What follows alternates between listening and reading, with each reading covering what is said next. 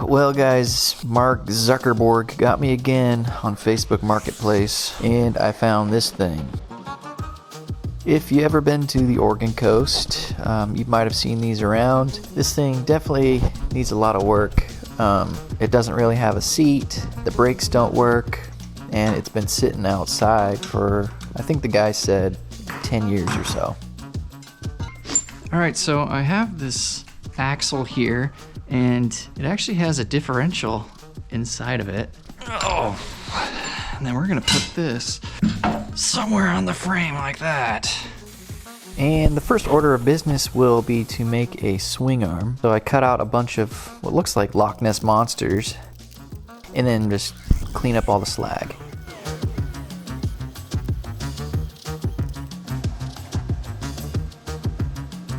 I'm gonna be connecting to these flanges right here. I think they're normally supposed to be like pointed this way and then the weight is down. But in this case, we're gonna attempt to have it like this, and we're just gonna hope for the best.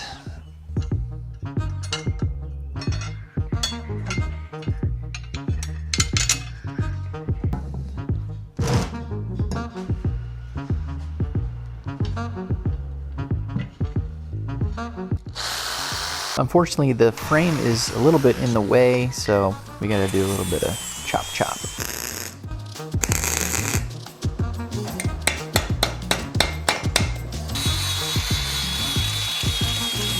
And now you can kind of see why the weird shape. I'm just gonna be using some pillow block bearings as our swing arm joints.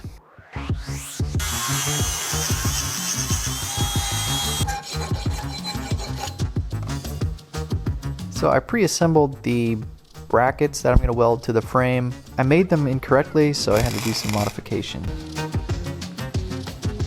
Getting this thing lined up, I really struggled, about as hard as your mom struggling to say no to the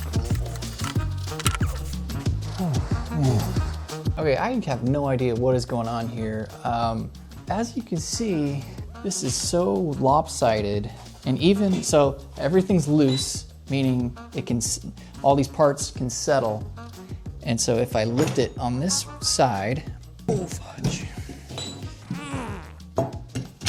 This is like the worst case scenario. The whole vehicle's being torqued right here, so it should be lopsided this way, but it is still lopsided like a crazy amount. And so I don't know what's going on. My initial thought is that these little hubs have been welded on slightly offset from one another. And I mean, I have the laser. All right, so I'm trying to center of this bolt to center of this bolt to see if relative to each other, that one's off. It should be the center of this guy, which it is not. It is just, it's off by maybe an eighth of an inch. And if this hub was rotated this way, as it should have been, this arm would be further down.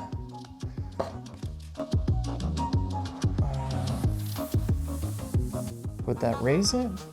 I think that'd make it worse. Wait, would it?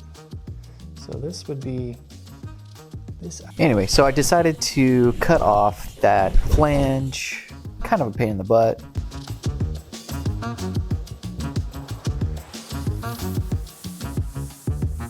I assembled everything and lined it up as it should be, and then welded.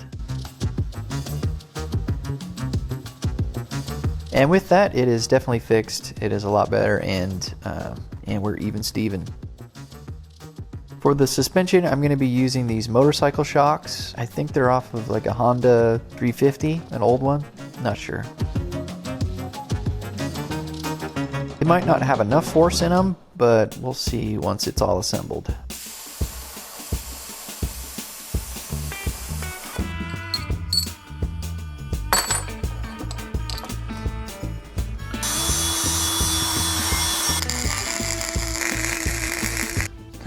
So I'm trying to think where I want to put this little crossbar that will support the shocks.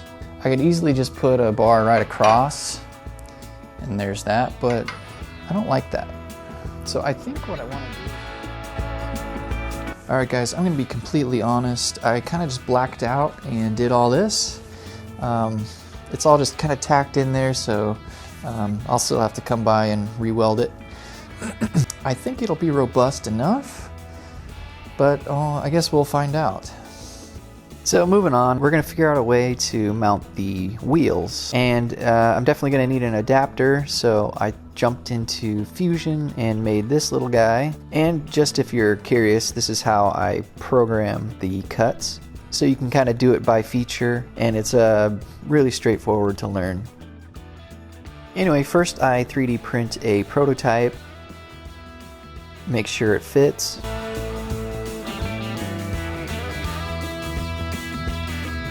And then once I'm satisfied with that, I cut it out of some 1/2-inch aluminum.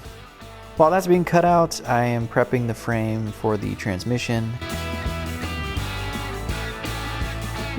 The transmission's awesome. So it came out of an old Volvo at 1950s, I think, and it's just a simple 3-speed with reverse. So it's perfect for this project. All right, check it out. Here is the machined one. Pretty nifty looking. So the disc brake actually will go on first, and then our spacer. So the next issue is I gotta drill out the disc brake a little bit to allow bolts to go all the way through. You know what they say about drilling? You gotta go super fast with very little pressure.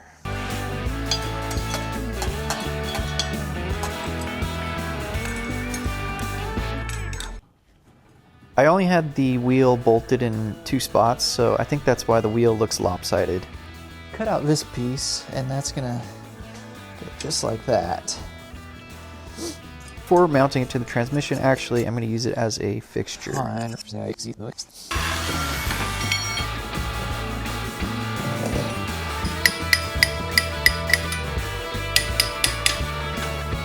So here I can get the perfect spacing by using that bracket, and it's just a lot easier. Just like your boss.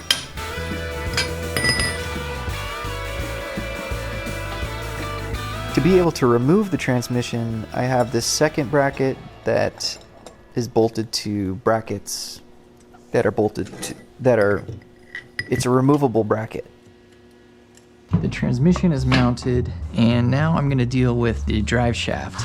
And this puppy right here actually came with the transmission, and it's got the universal joints already good to go. So somehow I have to interface this with this deal right here. And I have this motorcycle sprocket that slides right on. And so I can't just weld it right here because this threaded portion will hit the end right here. So I think I'm gonna have to make an adapter plate. Again, using 1/2-inch aluminum, I just cut one out real quick. And something I realize now is this whole drivetrain is dependent on these 2 little M5 screws. And so if they pop, which they probably will, I'll just drill more holes into the sprocket and go from there. So that assembly bolts on first so that it's able to move freely on those splines without falling off, and then the drive shaft bolts to that. For now, I'm just using some washers as spacers because I wanted to get the plate in the middle of the splines for enough forward and backward motion, and I can adjust that if needed.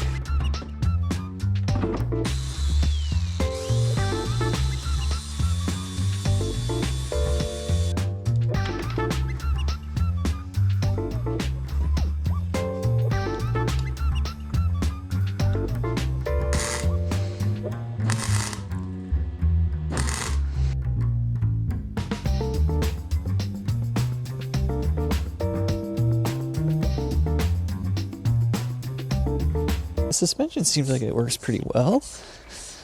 Just having the drive shaft on there really tickles my brain.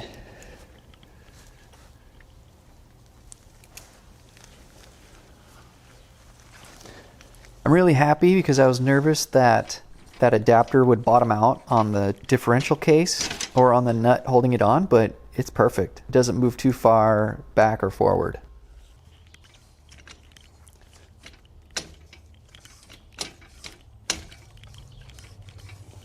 So the front wheels are still really close together. I'm curious what you think about that. Will that affect steering? And should I extend those out more? Let me know. All right. I think all we really need to do is figure out where to put the motor. Should go in the front.